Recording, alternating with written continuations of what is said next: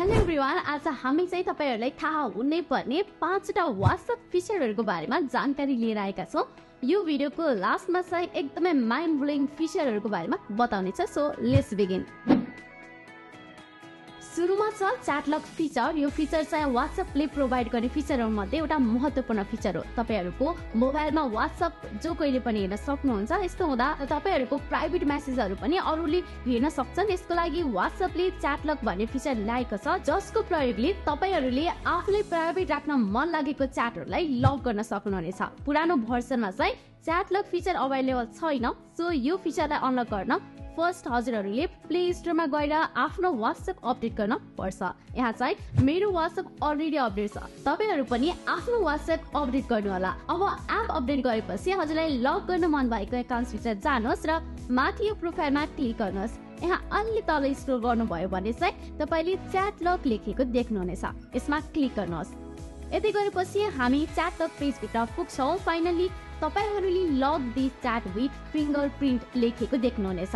यो लेखेको ठाउँको दायाँतिर तपाईहरुले एउटा टगल लेख्नुहुनेछ। यसमा ट्याप गर्नुहोस्। अब भने तपाईहरुलाई पासकोड या फिंगरप्रिन्ट हाल्न सोधिनेछ। मैले चाहिँ यहाँ मेरो फिंगरप्रिन्ट हालेको छु। अब WhatsAppको मेन पेजमा गएर हेर्नु भयो भने तपाईहरुले अघि लग गर्नु भएको एकाउन्ट भने देख्नुहुने छैन। यो हेर्नको लागि चाहिँ तपाईहरुले माथि स्क्रोल गर्नुपर्ने हुन्छ।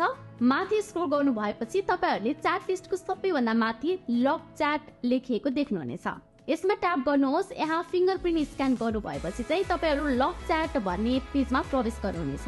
यस पेजमा तपाईहरुले आफूले लग गर्नु भएको सबै च्याटहरु देख्न सक्नुहुनेछ। यसरी तपाईहरुले च्याट लक फिचरको युज गरेर कुनै पनि च्याटलाई लग गर्न सक्नुहुनेछ। यो फिचरको फाइदा भने तपाईले आफ्नो प्राइभेट च्याटहरुलाई सुरक्षित राख्न सक्नुहुन्छ।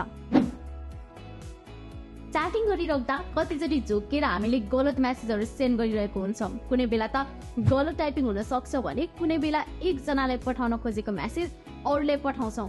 यस्तो बेला चाहिँ हामीले WhatsAppको मेसेज एडिट फिचर युज गर्न सक्छौं है। यो फिचर युज गर्न तपाईले सच्याउनु पर्ने मेसेजलाई सिलेक्ट गर्नुहोस्। उदाहरणको लागि यहाँ हेलो भन्ने मेसेजमा सिलेक्ट गरेको छु। मेसेज सिलेक्ट भएपछि स्क्रिनको माथिल्लो दायाँ कुनामा देखिने 3 वटा डट्समा क्लिक गरेपछि यहाँ एडिट अप्सन देख्नुहुन्छ। त्यसलाई ट्याप गर्नुहोस् अनि यहाँ मेसेजलाई एडिट गर्नुहोस्। मैले चाहिँ हेलोको ठाउँमा हाई भनेर एडिट गरे। अब मेसेज बक्सको छेउमा देखिने हरियो बटनमा ट्याप गर्नुहोस्। यति गर्नु भएपछि चाहिँ तपाईहरुको मेसेज एडिट हुन्छ। अब एडिट गरेको मेसेज भने यसरी एडिटेड भनेर देख्न सक्नुहुन्छ, बट एडिट हिस्ट्री भने हेर्न मिल्दैन। अनि चाहिँ यसको बेफाइदा भने तपाईले मेसेज सेन्ड गरेको 15 मिनेट भित्रमा मेसेज एडिट गर्नुपर्ने हुन्छ। त्यसपछि चाहिँ एडिट भने गर्न मिल्दैन। WhatsApp चाहिँ हामीले च्याटिङको लागि मात्र नभएर फोटोहरु शेयर गर्न पनि युज गर्छौं। WhatsAppबाट त राम्रो क्वालिटीको फोटोहरु शेयर गर्न मिल्छ भन्ने कुरा त तपाईले धेरैको मुखबाट सुन्नुभएकै छ। तर यो कुरा चाहिँ हाफ ट्रुथ मात्र हो, किनकि WhatsAppले बाइ डिफल्ट फोटो अपलोडको क्वालिटीले अटो मोड राखेको हुन्छ। यो मोडमा तपाईहरुले राम्रो फोटो अपलोड गर्न सक्नुहुन्छ, तर यसको लागि राम्रो इन्टरनेट कनेक्सन चाहिन्छ। इन्टरनेट कनेक्सन ढिलो छ या डाटा कनेक्टिभिटी स्लो छ भने अपलोड क्वालिटी पनि लो हुन्छ। तर तपाईहरुले यो फिचर प्रयोग गरेर जहिले पनि फोटोहरुलाई हाई क्वालिटीमा अपलोड हुने बनाउन सक्नुहुनेछ। यसको लागि WhatsAppको होम स्क्रिनको यो 3 डट्समा ट्याप गर्नुहोस्। यहाँ देखिने अप्सनहरुबाट सेटिंग्स अप्सनमा ट्याप गर्नुहोस्। यति गरेपछि तपाईहरु सेटिंग्स पेजमा प्रवेश गर्नुहुनेछ। यहाँ रहेका मेनुहरुबाट स्टोरेज एन्ड डाटामा ट्याप गर्नुहोस्।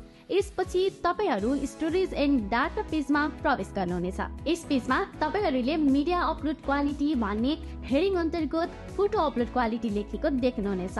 यसमा ट्याप गर्नुहोस्। राम्रो क्वालिटीको फोटो अपलोड गर्ने बनाउन यहाँ देखिने अप्सनहरुबाट बेस्ट क्वालिटी अप्सनमा ट्याप गर्नुहोस् र ओकेमा ट्याप गर्नुहोस्। यति गरिसकेपछि चाहिँ तपाईहरुले हाई क्वालिटीको फोटो अपलोड गर्न सक्नुहुनेछ।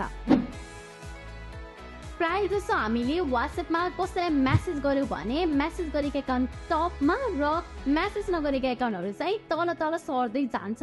तर कुनै एकाउन्ट्सहरु भने यस्तै हुन्छ जुनमा खासै मेसेज गरिदैन तर एकदमै इम्पोर्टेन्ट हुन्छ र त्यस्तो एकाउन्टलाई मेसेज गर्नु पर्यो भने तल स्क्रोल गर्दै खोज्नु पर्छ र त्यस्तो गर्दा झिझो नि लाग्छ।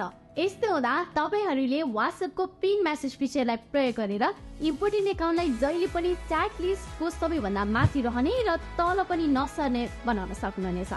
यस्तो गर्न फर्स्ट च्याट लिस्टबाट पिन गर्न खोज्नु भएको मेसेज सिलेक्ट गर्नुहोस्। यसो गर्न उक्त एकाउन्टमाथि थिचिराख्नुहोस्। एकाउन्ट सिलेक्ट भएपछि चाहिँ तपाईहरुले आफ्नो स्क्रिनको माथि पिन मेसेज आइकन देख्नुहुनेछ। यसमा ट्याप गर्नुहोस्। यति गर्नु भएपछि एकाउन्ट पिन हुन्छ।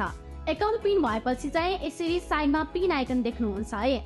एकाउन्टबाट पिन हटाउन पर्यो भने फेरि त्यही कन्ट्याक्ट सिलेक्ट गर्नुहोस्। अब माथि हेर्नुभयो भने यसको आइकन देख्नुहुनेछ, यसमा ट्याप गर्नुहोस्। सो द लास्ट फिचर रहेको छ भ्यू वन्स मिडिया फिचर। यो फिचर युज गरेर तपाईले कुनै मिडिया अर्थात् कुनै इमेज, भिडियो या अरू यस्तै फर्मेटका फाइलहरू कसैलाई पठाउनु भयो भने मेसेज पाउने व्यक्तिले तपाईले पठाउनु भएको मिडियालाई एकपटक मात्रै हेर्न मिल्छ। यो फिचर युज गर्न तपाईहरुले मेसेज पठाउन खोज्नु भएको एकाउन्टमा ट्याप गर्नुहोस्। यसपछि स्क्रिनको तल मेसेज बक्सको साइडमा रहेको अट्याच आइकनमा ट्याप गर्नुहोस्। अबदेखि नै अप्सनहरुबाट तपाईहरुले पठाउन खोज्नु भएको मिडिया फर्मेटमा ट्याप गर्नुहोस्। यहाँ मैले भने ग्यालेरी चुज गर्छु र यो देखिरहनु भएको फोटो चाहिँ सिलेक्ट गरे। यति गर्नु भएपछि इमेज अपलोड हुन्छ। यस पेजमा तपाईहरुले इमेजको तल एड अ क्याप्सन लेखिएको छेउमा यो आइकन देख्नुहुनेछ। यस आइकनमा ट्याप गर्नुहोस्। यति गर्नु भएपछि अगाडिको यो आइकन ग्रीन कलरमा चेन्ज हुन्छ। अब स्क्रिनको तल्लो दायाँ छेउमा रहेको सेन्ड आइकनमा ट्याप गर्नुहोस्। यति गर्नु भएपछि तपाईहरुले पठाउनु भएको मेसेजलाई मेसेज प्राप्त गर्ने युजरले एकपटक भन्दा धेरै हेर्न सक्नुहुने छैन। यो फिचरको अर्को रमाइलो कुरा के छ भने भ्युअर्सले तपाईले पठाएको इमेज या भिडियोहरुको स्क्रिनशट पनि लिन मिल्दैन। सो तपाईको मेसेज चाहिँ एकदमै सेक्युर हुन्छ। यिनै थिए WhatsAppका 5 वटा इन्ट्रेस्टिङ फिचरहरू। यस्तै अरू विविध इन्फर्मेसनहरू थाहा पाइराख्नको लागि हामीलाई सब्स्क्राइब गरी नजिकै रहेको बेल आइकन पनि थिच्न नबिर्सिनु है।